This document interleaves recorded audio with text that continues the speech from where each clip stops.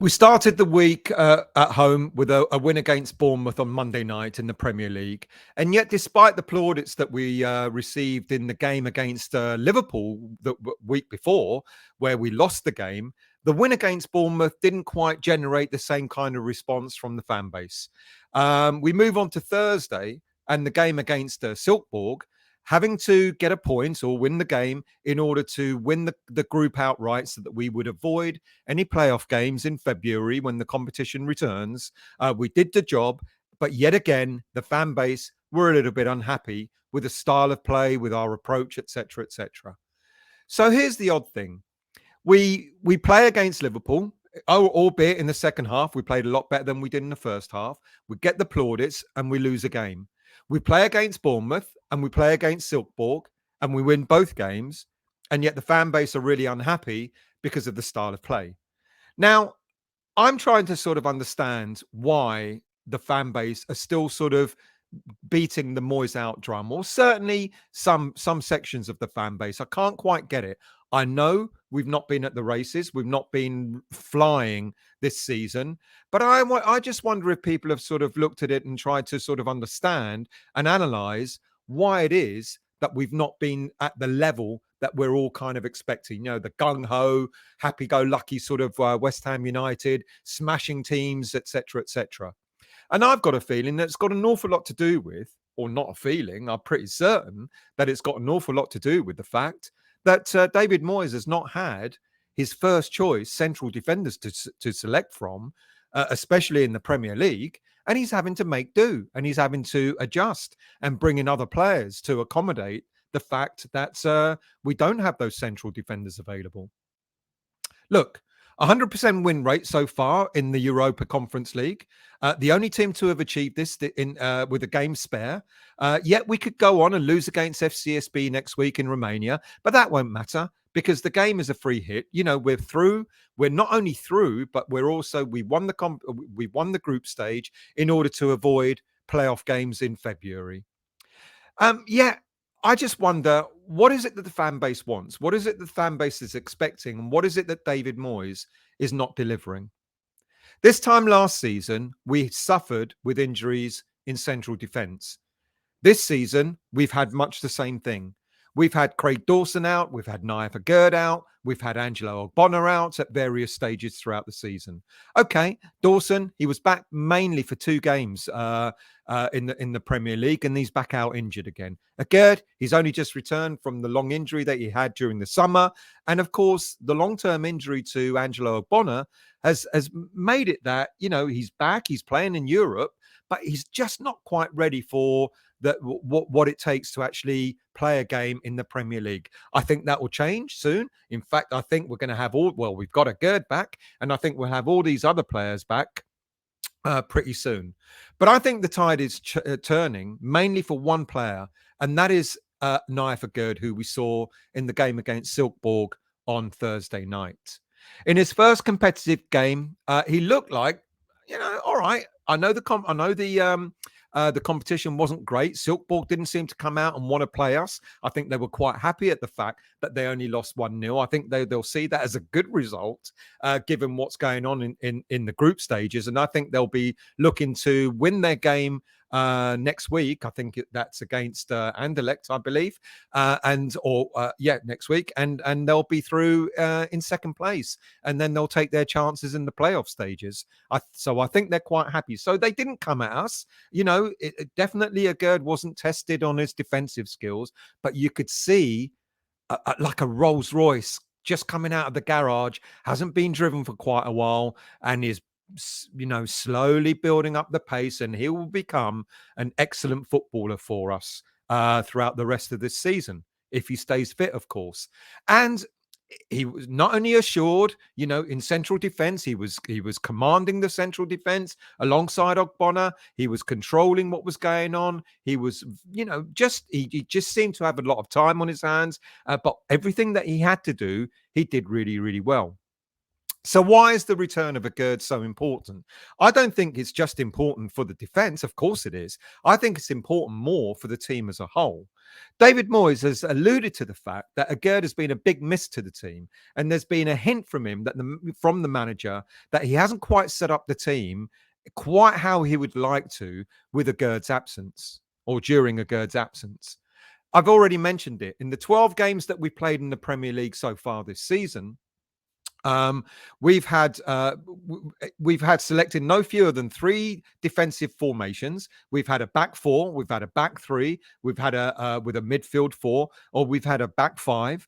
And so far this season, David Moyes has used 7 different players, 7 different defenders, 8 if you insist on having Fornals as a defensive midfielder as well. He's used 7 different defenders playing in defence, and more things like defensive wing backs, etc., etc. But the only natural central defender that we've had available to us is Kurt Zouma. He's the only one. Now, he's missed 1 Premier League game out of the 12 we played. But otherwise, he hasn't had anyone else that has been a solid partner for him in the Premier League. We've had, of course, Angelo. We've had, of course, Dawson. Like I said, he was only available for 2 games. We've had Johnson. We've had Kehrer. We've had a number of different players who have played in central defence alongside Zouma. You know, depending on the formation, Johnson's played there. Cresswell has played as part of a 3. Kehrer has played there. And as I said, Dawson as well. So when you have a central defence that is not stable, you've got to compensate. Or this is what it seems to me that David Moyes has been doing. He's been compensating for with the rest of the team. He's been playing players kind of out of position. You know, Johnson, I know he can play at centre back, but he's just not looked comfortable there. Kehrer, we can see he looks a lot better as a right back than he is as a centre back, even though I think he's done pretty well. And then when you come out of away from the defence, you start looking at, the likes of Fornals having to play there in order to compensate for the defense again. Moyes has been adapting the team in order to compensate for the fact that he hasn't had first choice central defenders at his disposal. So is it any wonder having to continuously change the back line, not having a settled back line? Is it any wonder that we've not kept a lot of clean sheets and our all-round game has been affected? Look, we've kept 3 clean sheets in the Premier League so far this season. Once when Moyes deployed a back 5 against Villa. The next time when Dawson's returned to the Premier League in the 2-0 win against Wolves. And then in the game against Bournemouth last Monday, when he had a makeshift defence to select from. Kurt Zouma, as I said, he's had too many central defensive partnerships in order to forge something quite solid. I think the one that's played mainly alongside him has been Kehrer. Having said that, Aguerd is back, and now with competitive football sort of coming back to the fore for him, I think, once he gets fully match fit, he will be the player that I believe will be the partnership for Zouma going forward. I think he's the one that's going to become the mainstay alongside Zouma in the Premier League. Of course, when we have Dawson back, I think it's quite possible and very likely that David Moyes is going to play a back 3 with Dawson, Zouma, and Aguerd, and then he's got that solid base, and then he won't have to keep compensating in other parts of in the formation for the fact that he doesn't have a solid defense. When he has Dawson back, when he has Aguerd back, and alongside Zouma, you've got 3 very accomplished central defenders that will just marshal that defense, which means that you could have a very, very different sort of look to the team, especially from the back. For example, you can play a back 4 with Zouma and Aguerd and have Kehrer on one side, Cresswell on the other, and then sort of attacking midfielders, wide midfielders, Bowen on one side. You could have Cornet, you could have Emerson. Or if he plays a back 3, of course, you've got Dawson, as I've said, Zouma and Aguerd, and then you've got a selection, haven't you? You could play Kehrer, you could play Johnson. I don't think Bowen will play as a sort of a wing back, but that's an option. He'll probably play a lot more forward. And then on the other side, again, I don't think Cresswell will suit a wing back role, but you can have Emerson, you can have Cornet. It gives you options. And as you can see, you've got the defensive-minded players there, which allows Moyes to select more advanced for, Bowen and Skamaka, etc., Paquetá, to do their things further up front. So I think this is why Moyes has been tinkering with the defense, and this is why, or with the formation, sorry, and this is why I think that our game, our attacking play, has kind of suffered a little bit for it, because Moyes has been continuously compensating for the fact that he hasn't had first choice central defenders at his disposal. But now with the Aguerd back, I think so all is going to change. I think we've now got the basis of having Zuma, Aguerd, Dawson, as I said, and then he doesn't have to compensate with the likes of, I don't know, Fornals, for example, playing as a left wing back. He can play Cornet there. He can play Emerson there. And wasn't it good to see Fornals playing a more central role against Silkeborg in the game on Thursday night? Look, let's do a quick analysis of the game against Silkeborg. Areola in goal. I think, for me, he continues to prove why he should be our number one. His ball distribution is fantastic. When he's called upon, he does the right things in the right way. Look, Fabianski hasn't really put a foot wrong this season, but Areola is certainly knocking on the door, and maybe the competition for Fabianski has sharpened the focus for that goalie. I've already mentioned how composed Aguerd is in central defence. He played really, really well. And it also helped Johnson's game. Having someone like Aguerd who was guiding, who was leading, he was talking an awful lot at the back, probably helped Johnson's game as well. And of course, our unsung hero who captained the team on Thursday night, Angelo Ogbonna, just looks, I know the Premier League is a different beast, and it would at the moment we just don't know how strong Angelo Ogbonna is to be able to return to the Premier League.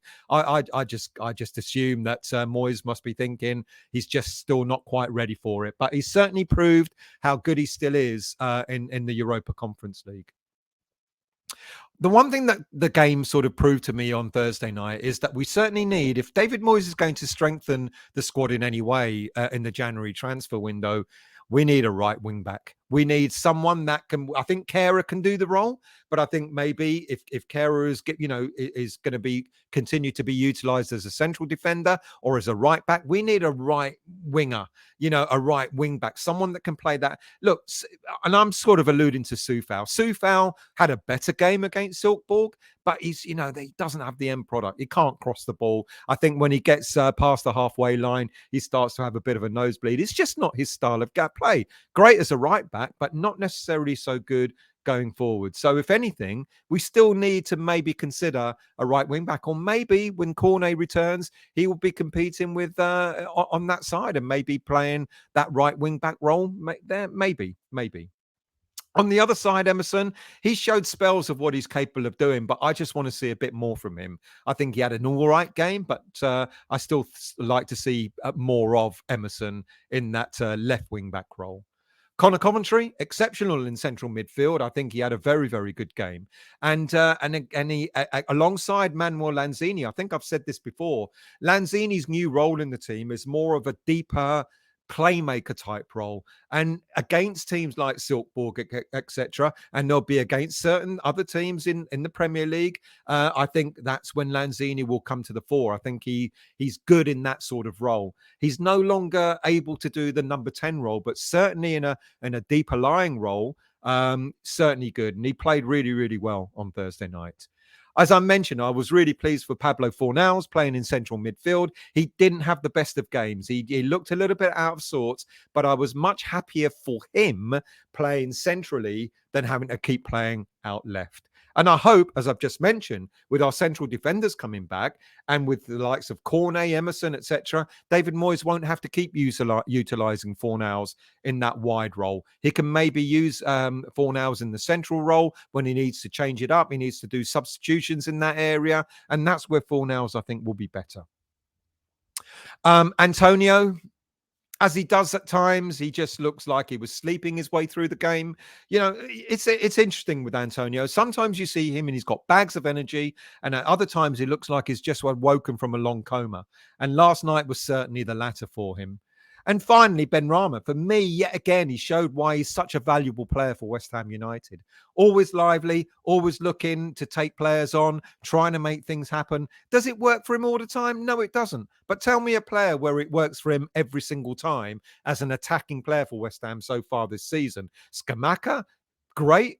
But the next minute, last night he did a pass where it just flew across straight into for a throw on. And other times he'll pass the ball and it'll just land at someone's feet. So he's picking up the pace. Emerson, as I've said, as an attacking player, a bit. Bowen is now coming back to form. Unfortunate, he's got the latest injury, which will keep him out for another couple of weeks. But Ben Rama at least gives it a go, and I think give him some credit. He's been he's someone that he'll get knocked him. Even after the game against Bournemouth, David Moyes praised him, but knocked him again at the same time in the post-match press conference. And yet Ben Rama keeps going, and I just think the lad needs an arm around his shoulder, just to tell him how good he is. So that's it, really. Just a summary. Like I said, I think the return of Nayef Aguerd is vital for West Ham United. I think he's going to become quite crucial to the way we line up, the way we play the formation, the way we play the game.